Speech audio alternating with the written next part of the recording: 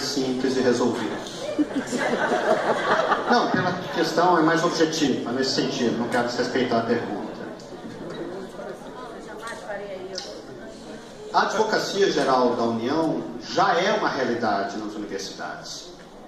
Quem representa a universidade é a Advocacia Geral da União, representa juridicamente a universidade. Então isso foi uma imposição do período Fernando Henrique que não foi modificada depois, nos governos subsequentes. Nós não podemos ter como órgão público que recebe dinheiro público, nós não podemos ter uma relação de retirada da CGU e do Tribunal de Contas da vida universitária. São órgãos de controle. O que nós estamos defendendo é que a universidade não deve ser passiva e um objeto de investigação dos seus procedimentos. A universidade deve desenvolver um processo jurídico próprio por meio de uma assessoria jurídica qualificada, de modo que todos os atos jurídicos da universidade sejam atos fundamentados na autonomia. E é nesta condição que nós vamos discutir com a CGU e com o Tribunal de Contas. Nós não queremos um órgão público desprovido de controle das verbas públicas. Nós queremos ser exemplares no uso e na publicidade dos recursos públicos. Então, Jacaré, a nossa preocupação não é de afastar o TCU ou a CGU, mas de termos uma relação a partir da autonomia universitária. Esse é o ponto fundamental. Em relação ao reúne, a uma questão que Lúcia traz. Lúcia, em relação ao reúne, eu não sei se você lembra na época, eu acho que você estava afastado, acho que você era dirigente da CUT na época, mas não estou também, por favor, gente, eu respeito muito a atividade e a prática sindical, fui dirigente do ANTES, tenho muito orgulho de ter sido dirigente do ANTES. Naquele contexto, havia no FRJ um plano de desenvolvimento institucional que já estava fazendo a expansão. E no momento do reúne, a votação do reúne interrompeu o plano de desenvolvimento institucional do FRJ. Qual era o problema fundamental do reúne? E que eu debati isso muito com o professor Aloysio. Primeiro, não previa assistência estudantil.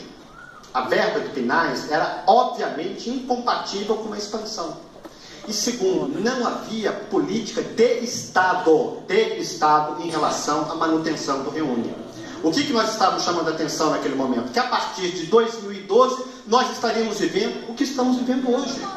Porque não havia previsão orçamentária em lei.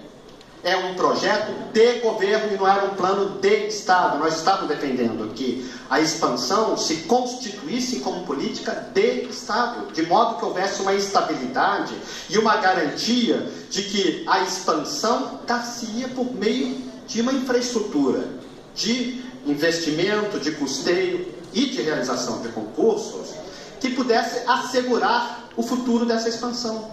Hoje a expansão está em risco, porque nós não temos mais verba de custeio e de investimento. Os universitários estão vivendo um apagão e saibam todos, nós não vamos chegar ao final do ano com o orçamento de 2015. Não vamos chegar.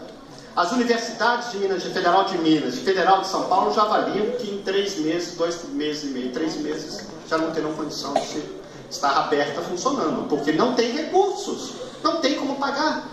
As firmas de terceirização vão começar a não receber e a situação vai ficar muito grave.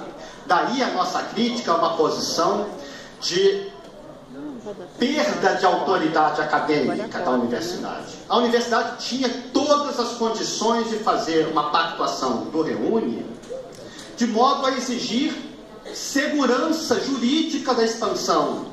E é incompreensível que naquele momento isso não tenha sido feito. O professor Aloysio, que é uma pessoa que eu sempre tive uma enorme admiração por questões acadêmicas, perspectivas teóricas, etc., se valeu de algo que era uma qualidade que ele tinha, uma enorme habilidade política, ele sabia transitar muito bem em Brasília e ia resolvendo os problemas. Mas a universidade não pode funcionar dessa forma. Nós temos que ter regras republicanas, públicas de funcionamento. E eu acho que isso foi a falha do Reúne. Então, a política de expansão, estávamos todos defendendo, estávamos todos trabalhando, inclusive elaboramos um documento da Praia Vermelha propondo algo que não aconteceu no Reúne, que era a generalização do ensino noturno, por exemplo, né? Em relação à questão que a Márcia coloca, né? Depois eu vou tentar aprofundar essa questão. Márcia, a primeira questão fundamental da carreira, a meu ver, é uma modificação da estrutura da carreira. Hoje, o piso salarial e, sobretudo, a extinção das classes A, B e C destroçaram a carreira com um complicador adicional, que é a não possibilidade de progressão entre as classes. Como fazer isso?